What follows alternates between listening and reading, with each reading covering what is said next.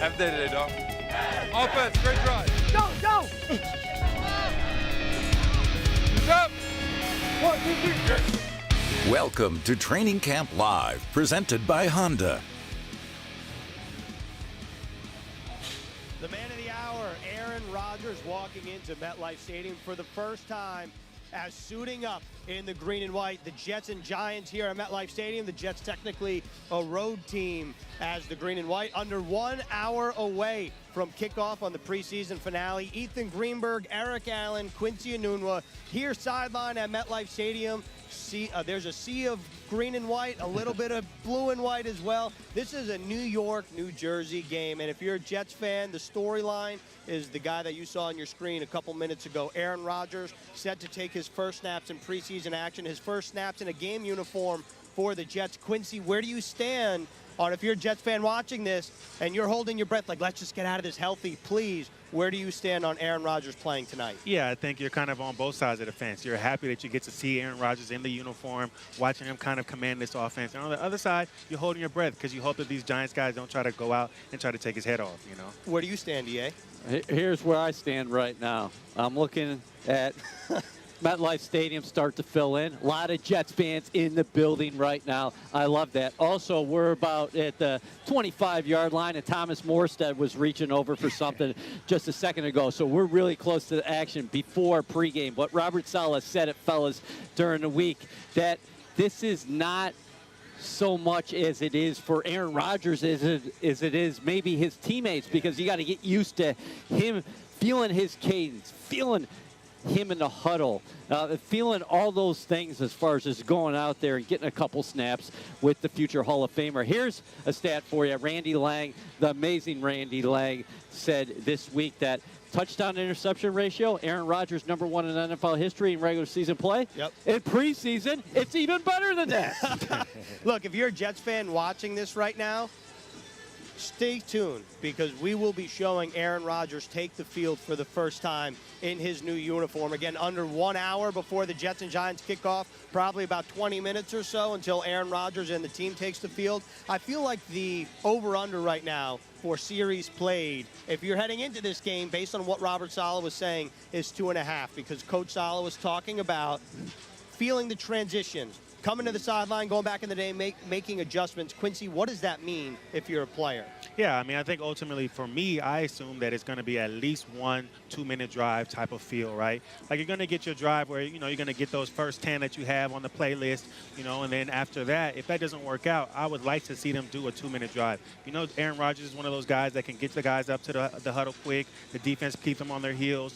So if you get an opportunity to run that in this game, then those guys know, okay, I know kind of what to expect for the rest of the season. You were setting over at 2.5. Is that right? I feel like the over-under is really 1.5, and most Jets fans would want to go under. But based on what Coach Saleh was saying about coming to the sideline, making adjustments, and going back in the field, I feel like, therefore, the over-under has to officially, unofficially on this show be set at 2.5.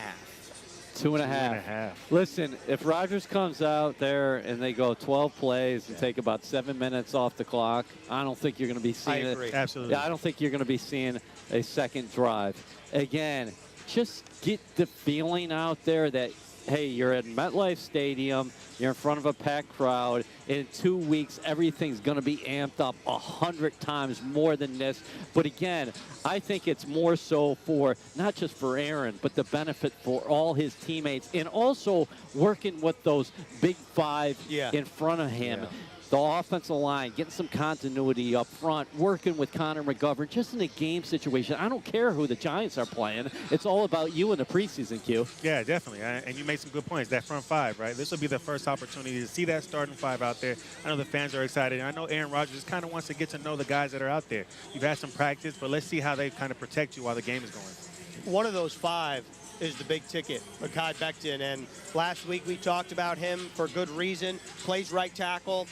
And he has a chance tonight to solidify his starting spot at that right tackle position. We've talked about how great of a job he did last week. EA, how important is it for Becton tonight to not only build on what he did last week, but also at practice? And furthermore, a little bonus question here. Is he playing more than what the starters play, do you think, or is he going to check out when the starters check out? I don't know. It's an interesting question because, again, we're talking about time and reps, right? The last 2 weeks, it ended up 28 snaps against the Panthers, 28 snaps last week against the Buccaneers. Could you see him extend it a little bit? Yes, but I think the Jets are quite comfortable with the direction of where Becton is right now. Confident player, finishing his blocks. So you just want to see more of that. I don't have a number in mind, to be honest with you. You don't need Mekhi Becton to go out here and play 50 snaps tonight. Could he play into the second quarter? Yeah, but again, for me, it's more so him playing next to Elijah Vera-Tucker.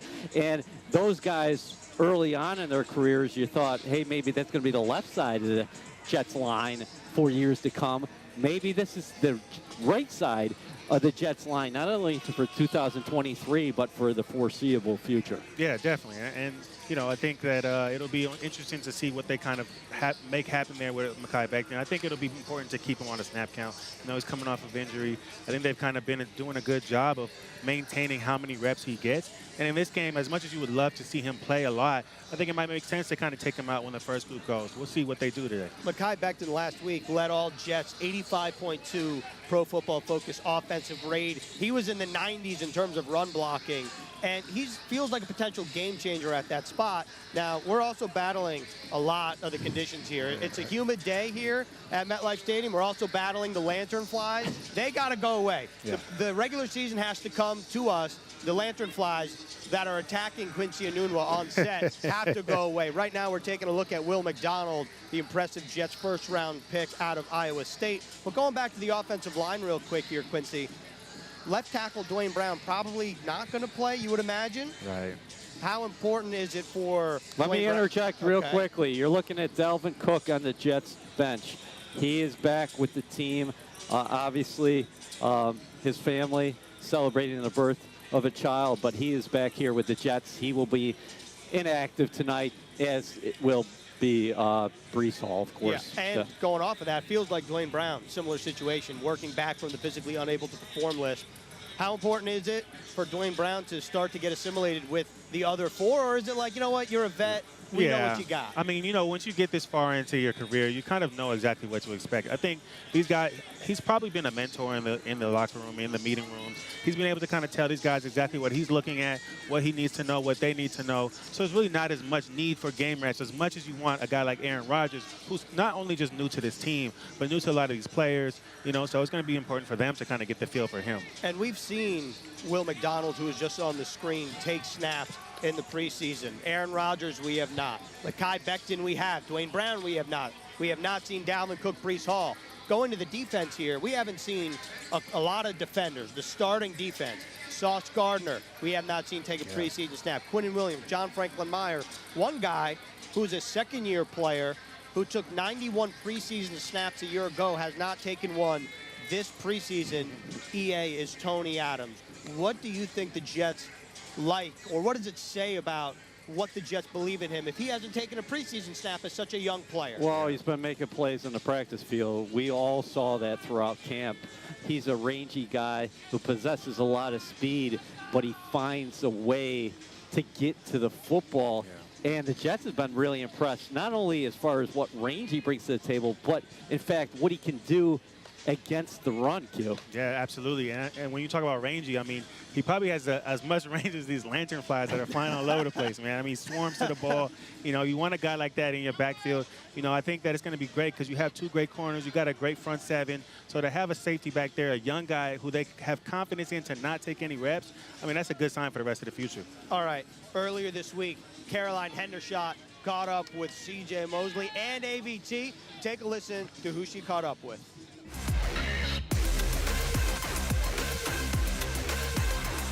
CJ, year 3 of this defense. What do you feel like is the biggest difference? For me, I feel like the biggest difference, a lot of the 3 years I've been here, just the camaraderie that our defense has together. you can just watch the film, or even people being at practice, just our chemistry together on the field. It just improved a lot. I think that comes with obviously players understanding the defense. Us have been around each other for this long, and everybody really trying to get better. Every day we're trying to fight for every single yard against our offense, and it's exciting to go to work. You've gotten to watch this linebacker group and this defense in general from the sidelines. What have you seen in regards to the depth? Yeah, as far as linebackers, DBs, D-line, we have a lot of depth, and every guy can be a starter, which is a great thing. So within each position room in our defense, there's a battle, and that just makes everybody better. And when we get on the field, you just see everybody flying around, and for the vets and the players that are not playing, that makes us want to get out there. So we thought we might have gotten a little play last week, but we had the joint practice, so that was kind of like our game/scrimmage. So it's going to be fun for everybody to get out there for this last preseason game. Obviously, there's plenty of talent, right? But it's also the cultural aspect of this defense. Like, the culture is really there. How big of a part does that play into how you guys actually perform on the field? Honestly, I think that's the biggest part. We all started this defense together, and we went from 0 to 100 like real quick. We went from last to almost first. So we really improved a lot, but we feel we have a lot more that we can improve on. We gave away some plays today in practice, and it just felt like that was the end of the world. So we never want to get too high or too low on plays, but when you're feeling that way because you just give up one play, that's not a bad thing. So I think just for our defense collectively, we just got to figure out a way each week how to just try to get better, figure out how teams are trying to game plan against us, and when we get out on the field, just go out there, execute, and have fun. I feel like all of the defensive players and even, of course, Coach Sala have been really stressing, like, yes, the defense was really good last year, but there's still a whole nother gear. Where does that chip on the shoulder and standard kind of derive from? Well, we haven't won anything, and at the end of the day, that's what it's all about. We had a better season. Our defense improved, but at the end of the day, we didn't finish our goals, and that's what we want to try to do this year. And every single year we come together on this football field. So we can never be satisfied with last year or the play before. There's always something to prove on, and each day we have to go out there and show it. What are you most excited for personally, that you finally get to see that game action and get to run out and really experience this with your teammates? Mainly just the live action. That's number one for me. You practice against teams, you practice against each other, but you never really tackle or get like that full emotion. And second thing, as I get older, just being around the younger guys, it's going to be the first and last time, every single player gets to suit up and go out there and play together. So for me, it's about, obviously having fun, executing, but, making memories with my teammates, because, the way this business works, some guys going to go to another team, some guys, this might be their last time playing football. So I just want to make sure everybody, enjoys it, have fun, and let's go get a win against the Giants. Do you feel like you have something to prove this year? For me, mainly for me, just being consistent, being a leader, being a hard worker, all the things that I've been trying to do every single day. But the main goal is to win a Super Bowl, and I feel if I keep my play at the level that it's been, that'll give us the best opportunity. So as long as I come to work and do my job, making sure I get guys lined up and motivated to go to work every day, the rest is gonna suit out for itself. Awesome. Appreciate the time, CJ. Thank you. Great stuff from Caroline. Great stuff from CJ Mosley. You got to tune in. Under an hour to kick off, 6 p.m. WNBC. Here on Training Camp Live, Ethan Greenberg, Eric Allen, Chad Alexander, Director of Player Personnel in the fold here. Thank you for coming on. Thank you for battling the lantern flies along with us. Appreciate you having me. Yeah, it's great to be here. Hey, great seeing you. What have you thought of training camp now that you finally put those 5 weeks to bed and what you guys got accomplished? Yeah, it's been a long camp, and it's been great to see the competition. Guys, working hard, getting better every day. That's everything you want, you know what I mean, in terms of being a personnel, working in personnel and watching your team progressively get better. I feel like we've accomplished that. So you're so indoctrinated in everything that goes on behind the scenes.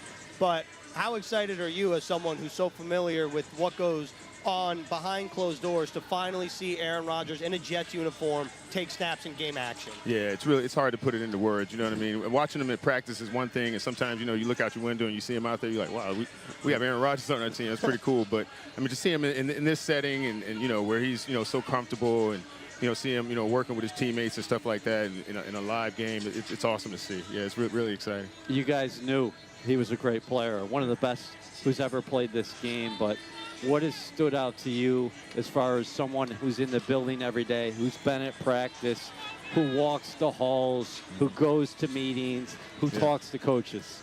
Yeah, what stood out to me is, we all knew what a great player he was and he is. And anytime you get a chance to add a Hall of Fame quarterback to your roster, it's an outstanding thing. And it really affects every aspect of your building. Just the connections that he's made in the building with his teammates. And he's really a great teacher, you know what I mean? And being able to help the younger players kind of understand the system and get acclimated to his way of doing things. And, it's great. He really exemplifies to me everything you want in a leader. So it's awesome to see. Can you talk about the transformation of this roster from the time that you joined the staff with Joe Douglas, Rex Hogan, Phil Savage and company, to go from what you walked into to now where Aaron Rodgers is leading the charge, where there are players on this roster who won't make the team but will be claimed elsewhere? What can you say about the job that this team has done? Yeah, I think, Joe D and his staff and obviously Coach Sal and his staff, we've done a good job, putting together a collection of talent to where the decisions are going to be tougher, next week. And we know that there are probably going to be players that get on with other teams, and it's going to be tough to watch them go. But it also speaks to, the building of the roster and the talent that we've accumulated. So we feel really good about where we're at from a roster standpoint. Are you encouraged about the direction of the offensive line? We've seen Mekhi Becton gradually get more work. Dwayne Brown obviously comes off PUP. Elijah Vera-Tucker back out there. Yeah. Lankin Tomlinson and things like that. I know a lot of people were pointing at the offensive line before. I think when you look at this team and you look at this roster and you focus in on the offensive line, there are a lot of reasons to be encouraged. A lot of reasons to be excited. They're all, they're individually extremely talented. And it's great to see guys coming back from injuries. Great to see Dwayne coming back. Mekhi's healthy. He's in great shape. Seems to be in a great place. And then also just the versatility of guys. Guys playing left tackle and right tackle. Guys playing center and guard. I think it just speaks to their intelligence and their, intensity and really how driven they are to be good players. And it's awesome to see. As someone who comes from the Baltimore Ravens pipeline of sustained success, what are common denominators that make a team successful for a long period of time? I think there's a lot of similarities. It's just when as a young scout with the Ravens, you didn't have to wonder what a left tackle was supposed to look like. You went out and saw Jonathan Ogden every day at practice. You know what I mean? It was kind of the same thing at middle linebacker with Ray Lewis and obviously safety Ed Reed. And those guys got better by competing against each other. Marshall Yonda and Haloti Ngata used to go at it, and J.O. got better by having to block Suggs every day in practice. And I think the same thing is happening here, you know what I mean, with ABT going against Quinnen and, obviously Sauce and Garrett Wilson and those guys. It really is a situation where iron sharpens iron. And, it's an old adage, but anytime your best players are your best people, you really have something special. So NFL high, 7 players picked off waivers from the Jets last season. Just explain what the next couple days are going to be like for you guys as a staff. Obviously going to take in tonight, but then you got to go through roster cuts, 90 to 53, and then you have to come back and get a practice squad, and you also have to scan what else is out there. Yeah, there's a lot going on, and it's a difficult time for us. Obviously, it's probably the toughest part of the job, having to say goodbye to some talented players, and there's obviously the opportunity that they'll get on elsewhere.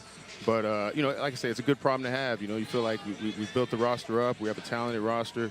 And, we're gonna have an opportunity to, in the next couple of days, make some really tough decisions. And, it's like I said, it's the toughest part of the job. But as it gets tougher, it means your team is probably improving from a talent perspective. So that's always a positive. Chad, we appreciate your time here on Training Camp Live presented by Honda. We could talk to you forever. If you're watching this, don't go anywhere. We'll see Aaron Rodgers come out of the tunnel right around the corner. But right now, let's hear from Caroline Hendershot, who caught up with Elijah Vera-Tucker.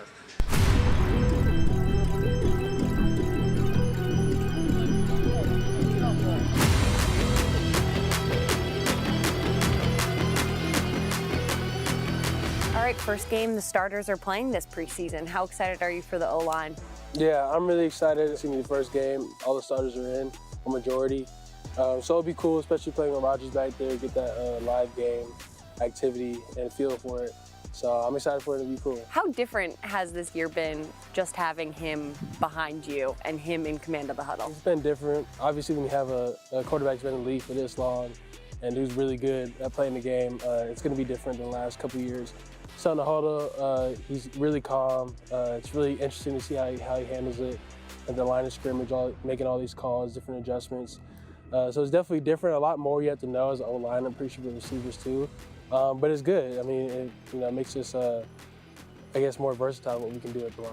I feel like the O-line was a focus last year, obviously, with just the health and the injuries, and now it feels like this preseason it's been a focus again. How important is not only this game, but the next couple weeks of finding that consistency for the front five? Yeah, I think it's always important. I mean, no matter what week you're in, really, or what you are in the season.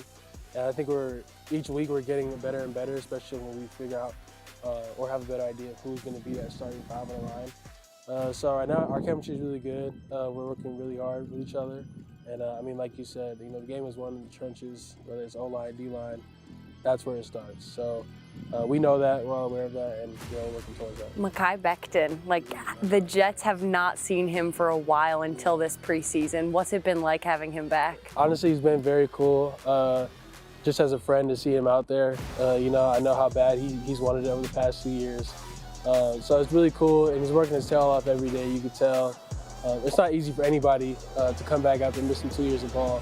But for him, it seems almost natural after 2 or 3 weeks of practice. And like I said, you can see him getting better and better with us, so it's cool. Last year, your season was cut short after you were changing positions and crushing everything. How much do you feel like you personally have to prove this year? Me personally, I feel like I never have anything to prove to anyone, other than myself, and just put on the name on the back of my jersey, really, and my family. So for me, I always have my personal goals, but I would say as a team now, with all the weapons we have and the O-line set where it is, I think the team goal is to obviously make the playoffs and make a good run in the playoffs. So I always have my personal goals, but I never put too much pressure on myself. I know there's been a lot of outside expectations. There's been a lot of chat about the Jets this year. How is the O-line handling this? I feel like the O-line is handling it well, whether it's O-line, the players, coaches, no matter what it is. We all know there's outside noise, Twitter fingers, all that. And that's going to happen no matter where you go, especially in New York. We have passionate fans for a reason, but in the O-line room, we know what we got in there and we know what we can do as well. So like I said, we're excited for the season. I mean, Coach Solid says all the time, there's always going to be outside noise you have to ignore. If there's one word that you could use to describe this O-line and this offense and what you hope that they accomplish this year, what would it be? I'll say passion. Definitely the passion for the game is there. I can see it in everybody's faces, whether it's the huddle or team meeting or offensive unit meeting. And then the goal for this year is obviously to be playing in February. That should be every team's goal. That's definitely ours. And with this team we have, we definitely can see it in our reach. Awesome. Thanks for the time, ABT. Thank you. Appreciate it.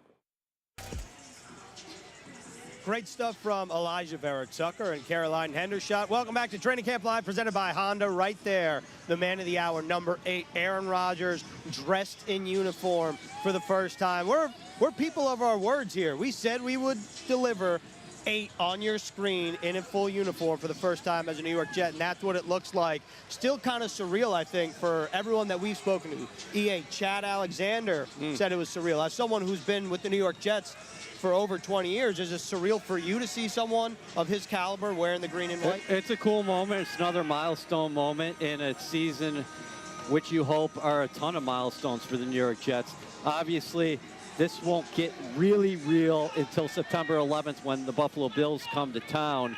But again, this is just another step in the process.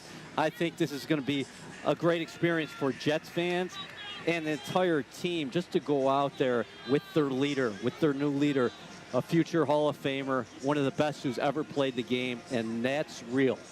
That's real. 2 days before the draft, this happened. Aaron Rodgers is the new Jets commander. Yeah, Jets fans, in case you were wondering, in case you're wondering, this is not AI. This is not Photoshop. Aaron Rodgers is here live in the flesh in the Jets uniform. Yeah, it's cool to see. And obviously, all Jets fans and the three of us on set here, we're excited to see what happens in under an hour, less than 40 minutes now, that Aaron Rodgers will take the field as a member of the green and white. One of the guys that we saw in the shots of him warming up, not warming up, that's Allen Lazard. Not really surprised there, dealing with a shoulder injury. Robert Saleh said he's not worried about his availability for week 1. But Quincy, we were talking with Chad Alexander about the roster cuts, decisions being made. Yeah. I know that all the focus is on Aaron Rodgers tonight, rightly so. But what can you say about the back end of that receiver room now without Corey Davis? This is an opportunity for a lot of guys tonight. Yeah, we talked before about guys maybe playing special teams. Now this is a game where guys can really try to make their way up in the depth chart, right? Like Corey Davis is one of the guys that was supposed to be, number 2, number 3, whatever the case may be. Now you got some younger guys that are eyeing those positions, right? That have been making plays all camp. So this is a great opportunity for them to go out there, play their best game that they've ever played, because not only will they have an opportunity to make this roster, but if they get cut, they have opportunities to make another roster as well. So we know this. We're watching Aaron Rodgers right now. His top 4, Garrett Wilson, the Offensive Rookie of the Year in 2022. Those guys have found an instant chemistry. He also has the chemistry with the aforementioned Allen Lazard, his top target in Green Bay last year, and of course, Randall Cobb. McCole Hardman is also a roster lock. So we know the top 4. How is it all going to play out after that? Xavier Gibson is making his play for the team, really has shown up on special teams. You got Jason Brownlee, who made a number of plays early in camp. You have Malik Taylor. He's also got some experience with the system. I mean, there are a lot of guys there at the bottom end who are fighting for a roster spot. And then you go beyond that and say, who else is out there when roster cuts happen? Yeah, I think it's going to be fascinating to see, because to your point, the one factor in everything that doesn't have anything to do with the Jets cutdowns is the cutdowns of the other 31 teams. Yeah. And so that's almost 2,000 players that are going to be on the open market in a couple days. And I forgot to mention Alex Erickson, a guy who was getting first-team reps the other day, because you mentioned the injury, of course, to Lazard and then Corey Davis retiring. So he's a guy who found himself part of the equation, and he's also got a lot of experience in the National Football League, and he's been returning. Yeah, Quincy, I keep coming back to the scene in Hard Knocks when Randall Cobb this past week is talking to his receiver room, and he's like, look, it's all about the trust of Aaron Rodgers, because he does not like to throw interceptions. If you're some of these guys like Jason Brownlee, Xavier Gibson, Malik Taylor, how much of a factor do you think that'll play in the decision-making in a couple days? Yeah, I think back to when I was a rookie coming in. I was so hungry during that time, and I know that was one of those things that drove me to kind of be one of the best players that I could be, right? And so I'm hoping that these guys, knowing that they have a quarterback of Aaron Rodgers' stature, are really out there hoping to just be Superman on the field, right? I mean, obviously you want to do your job, but this is one of those great once-in-a-lifetime opportunities to possibly make a team and make a name for yourself. And speaking of the receiver position, we got to get your thoughts on Jerome Cap the other night. I finally watched Hard Knocks, right? Yeah. I mean, he did a good job. He did a good job. What was more impressive, the job he did, or the fact that Eminem, Marshall Mathers, retweeted him and put it out there himself? Oh, man, I didn't even see that. That's got to be more impressive. I think that's probably highlight of the camp for him. It has to be, right? Like, I mean, not only are you in camp with Aaron Rodgers, but then Eminem shouts you out. Like, I mean, that he probably doesn't even care about anything else. He did a good job looking the part, I think, in the episode as well. And I love the reaction from the guys. Of course. Yeah. I mean, camp's all about camaraderie. Yeah. Guys coming together. I totally agree. It was a fun moment, definitely. It was definitely a top moment of Hard Knocks for you so far? Yeah, I mean, for me, I think what made it the top was just the fact that the guys all came around and really enjoyed it. You saw guys singing the words, and all those different things. So I think that to me made it one of the top moments. Well, if we're going to go not position by position, but let's just focus on the offense, because, of course, that's what Aaron Rodgers is the quarterback of, the New York Jets offense. But the running back position tonight, interesting landscape. Michael Carter, Zonovan Bam Knight, Travis Dye, active. Breece Hall, Dalvin Cook, inactive. And it's interesting because Michael Carter, EA, last week was inactive. And so this is the last time that a lot of these guys will have the opportunity to make a statement to be a part of the Jets' future. I think MC has had a really good camp. And I think Robert Saleh kind of foreshadowed that in the spring, and we talked about that a number of times. With that being said, what I want to see from Zonovan Bam Knight tonight is just don't press. I thought maybe last week he pressed a little bit because he put the ball on the ground and he's trying to make too many plays. He drops a pass, and he's trying to make up for a mistake.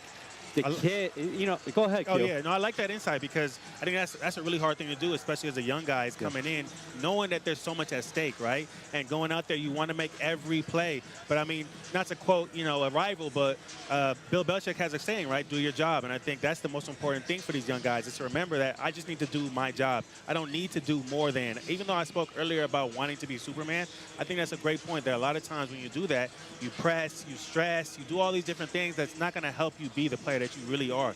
And Bam Knight is a very impressive player, and what he did as an undrafted free agent last year really shows something about his character. So I want him to go out with a big night tonight because, hey, cutdowns are on Tuesday, but we'll have to see how everything shakes out, not only with the Jets roster, but other rosters throughout the National Football League.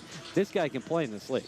Quincy, I just want to circle back what you said. How difficult is it, specifically as a young guy, to balance doing your job, but then also trying to make a play as well and trying to stand out in camp or in a preseason game? I mean, I think that's what kind of makes this game so challenging is the fact that you have very limited reps, not just in practice, but also in the games, right? So you have to go out there and you have to figure out where can I kind of stress a little bit more, but also kind of know that, okay, this is where I need to just do my job. And that really takes a veteran kind of telling you like, hey, you did a good job here, take it easy, you know, because if you don't have those guys kind of mentoring you and molding you, then you might go out there and just kind of do too much. And the one thing, as we watch Aaron Rodgers in warm-ups here before he makes his Jets summer debut against the New York Giants, one thing I want to stress is that he is making everybody on the offensive side of the ball live.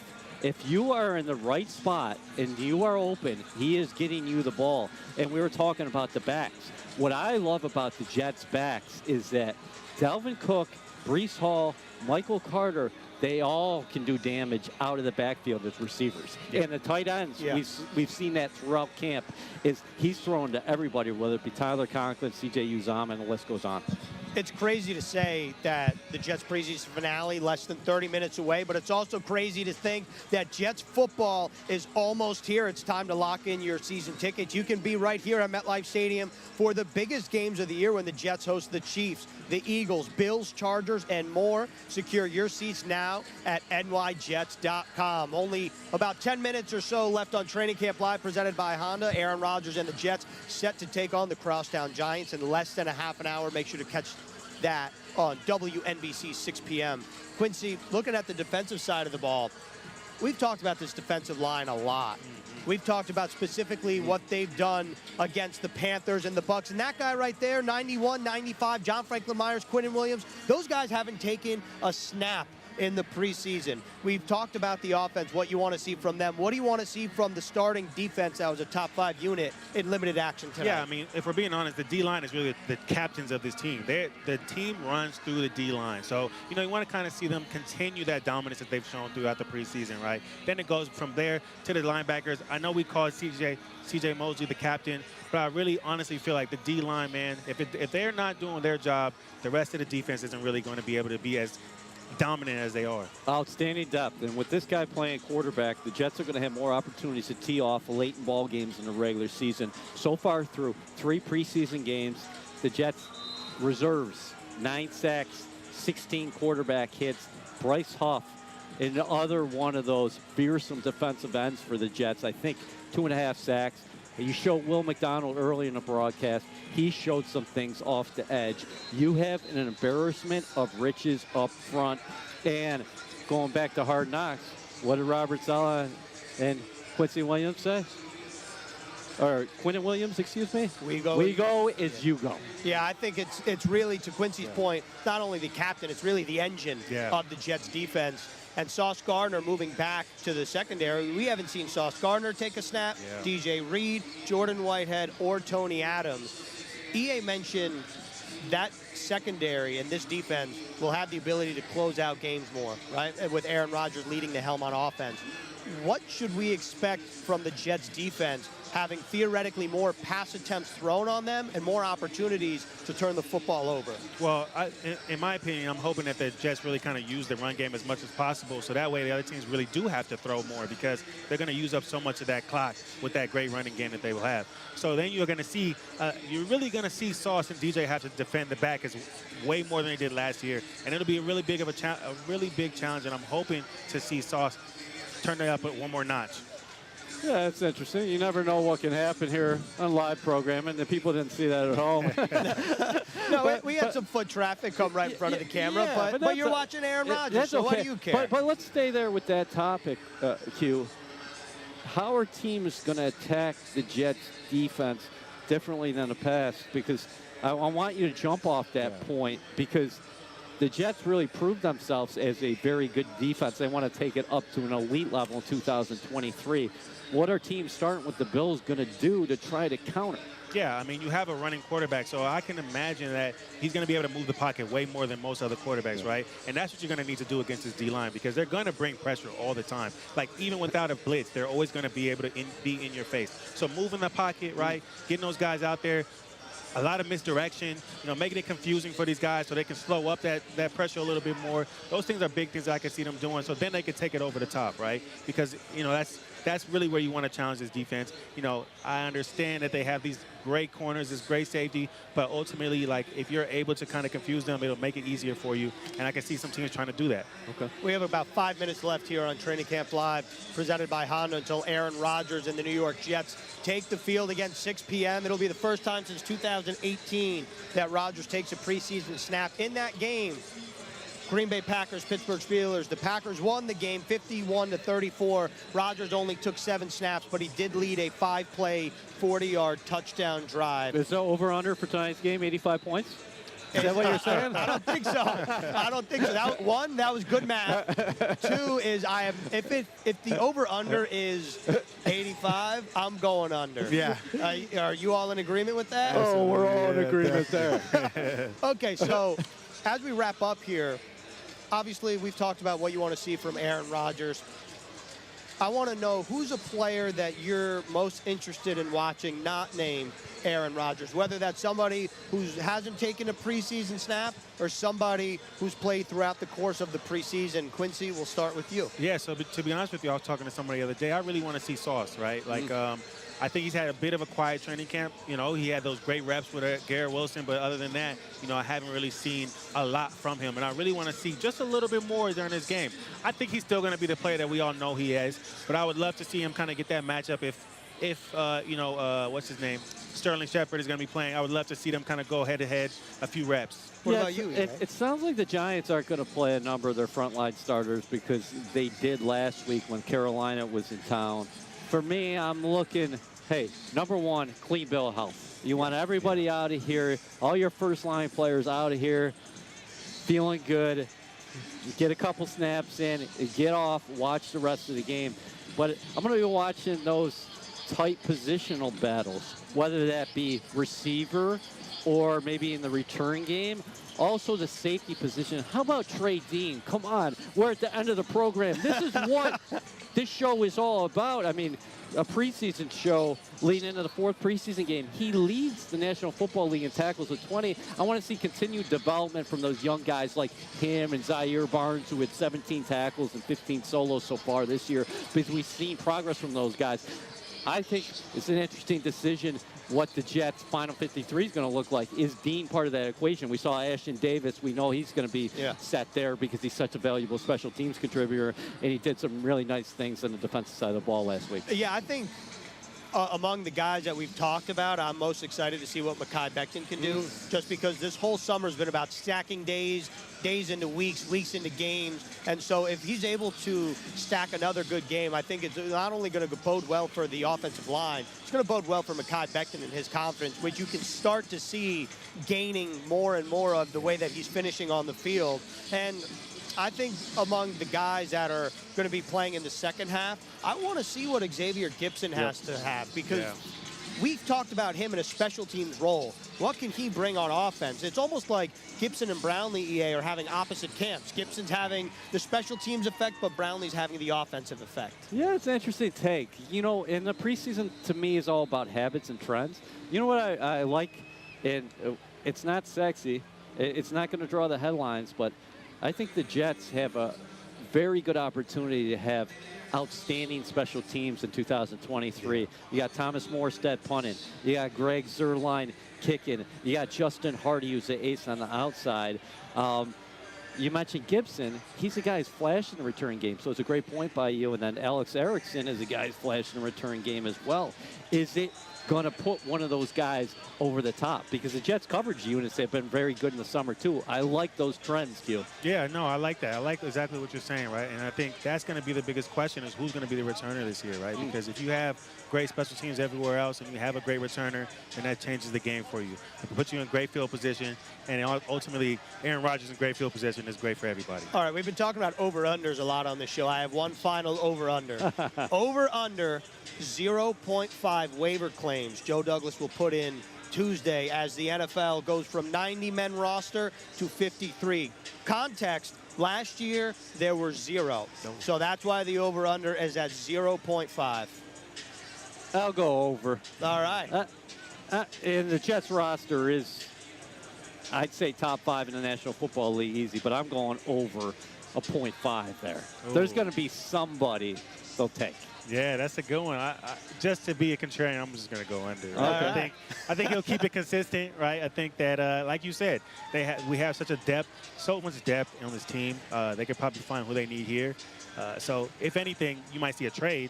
But I don't know about, you know. I like that. I'll go that route. Trade. I'll go that route, you know. And look, Joe Douglas's waiver claim track record is very impressive. You're taking a look at the Jets tonight. Quincy Williams, someone who hasn't lined up in the preseason, he was a waiver claim a couple of years ago. Braxton Berrios was a waiver claim a couple of years ago. Now, of course, a member of the Miami Dolphins. Man, that's a hell of a point on Quincy Williams and how much he's developed over the couple He's of years been great. being there. I feel like Quincy Williams, and I'm wondering if you guys feel the same way, Quincy Williams has really flashed in training camp, not with the uppercut and the run support, but as a coverage linebacker. I feel like you're starting to see everything come together for him, but that's how we're going to wrap up Training Camp Live, presented by Honda, the green and white, heading back into the tunnel. Less than 30 minutes away from the preseason finale, the Jets at the Giants. Aaron Rodgers under center for the first time. Thanks for tuning in all summer long, and make sure to tune in to WNBC right now.